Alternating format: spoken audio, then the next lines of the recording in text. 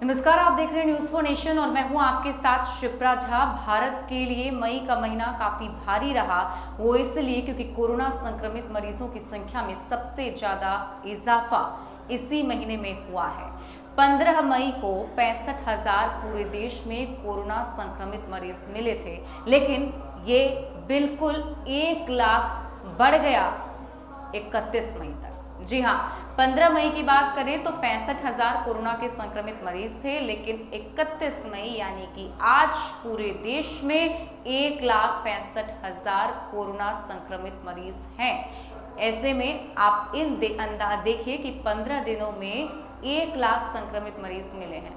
इसके साथ ही अगर आगे की बात करें तो जून का महीना और भी भारत के लिए घातक हो सकता है और संक्रमित मरीजों की संख्या में एक लंबा उछाल हो सकता है और ये संख्या 20 लाख के करीब पहुंच सकती है। ग्राफ के जरिए आपको ये दिखाने की कोशिश करेंगे कि किस तरीके से लॉकडाउन 1, लॉकडाउन 2 और लॉकडाउन 3 और लॉकडाउन 4 ये पूरा जो सिनेरियो रहा वो कैसा था। सबसे पहले संक्रमित मरीज मार्च के महीने में मिले थे, उसके बाद से लॉकडाउन किया गया। लॉकडाउन 1 जो किया गया उसमें काफ़ी सख्ती बरती गई थी, लोग अपने घरों में बंद थे।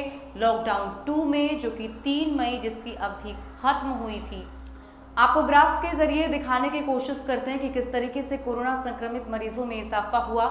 अगर लॉकडाउन 1 की बात करें तो जैसे ही मार्च महीने में कोरोना संक्रमित मरीज मिले उसके बाद पूरे देश में लॉकडाउन कर दिया गया। लॉकडाउन के दौरान काफ़ी सख्ती बरती गई। लॉकडाउन 1 और लॉकडाउन 2 जो था वो ठीक था और ऐसे में वो सामान्य भी माना जा रहा था और लग रहा था कि अब भारत में कोरोना संक्रमित मरीजों की संख्या में इजाफा नहीं होगा या फिर उस तरीके का विस्फोट कोरोना का भारत में देखने को नहीं मिलेगा। लेकिन जैसे ही लॉकडाउन 3 की अवधि शुरू होती और अब आप इस ग्राफ में देखें कि 3 मई से लेकर के 15 मई तक जो स्थिति थी वो सामान्य थी। इसमें खास बात यह है कि लॉकडाउन 3 का ये पीरियड था और इस पीरियड में बहुत सारी थोड़ी बहुत छूट लोगों को दी जाने लगी, जिसके बाद 3 से लेकर 15 मई तक तो सामान्य रहा, लेकिन 15 मई से लेकर 31 मई तक ये डायरेक्ट उछाल जो है इसमें आया है और ग्राफ के जरिए आप देख सकते हैं किस तरीके से कोरोना संक्रमित मरीज जो हैं भारत में बढ़े हैं। और अब ऐसा माना जा रहा है कि जून के महीने में कोरोना संक्रमित मरीजों में इजाफा ही नहीं बल्कि विस्फोट हो सकता है।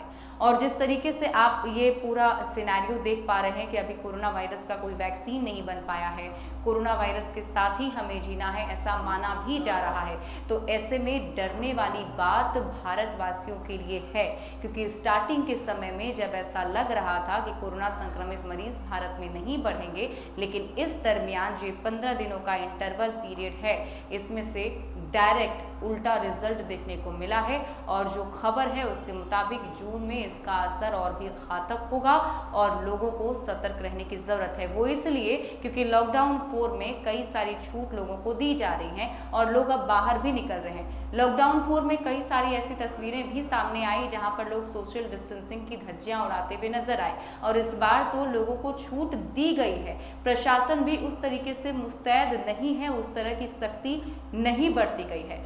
अब लॉकडाउन 5 में भी ऐसा माना जा रहा है कि अगर लॉकडाउन 5 किया जाता है तो उसमें भी और ज़्यादा छूट दी जाएगी।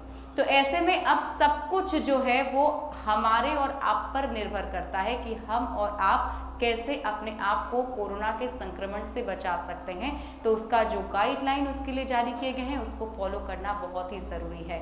आप अपने आप को घर में रखिए, बेवजह बाहर नहीं निकलिए और अगर आप बाहर जाते भी हैं तो सोशल डिस्टेंसिंग का पालन ज़रूर कीजिए, मास्क ज़रूर पहनिए, क्योंकि कोरोना से अगर बचना है तो यही कुछ गाइडलाइंस हैं, यही कुछ रूल्स हैं जो आपको बचा सकता है। और डरने वाली बात भारतवासियों के लिए ज़रूर है, क्योंकि कोरोना का ग्राफ बढ़ता ही जा रहा है और आगे ये एक बड़ा और घातक रूप भी ले सकता है। ज़्यादा अपडेट के लिए आप देखते रहिए न्यूज़ फॉर नेशन।